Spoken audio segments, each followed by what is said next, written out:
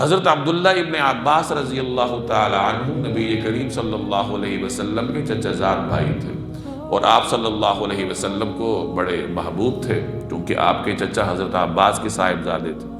تو بعض روایات میں نبی کریم صلی اللہ علیہ وسلم نے انہیں بڑی قیمتی نصیحتیں فرمائی ہیں۔ مثلا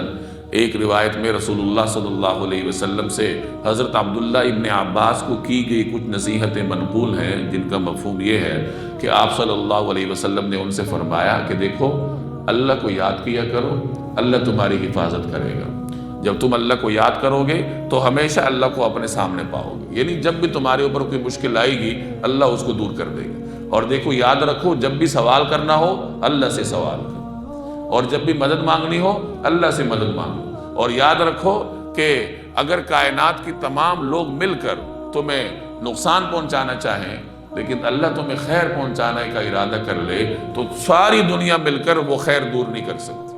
اور اگر اللہ کی جانب سے تمہارے اوپر کوئی آزمائش آنی ہو تو ساری دنیا کے لوگ مل کر بھی اس کو دور کر سکے تو دور نہیں کر سکتے۔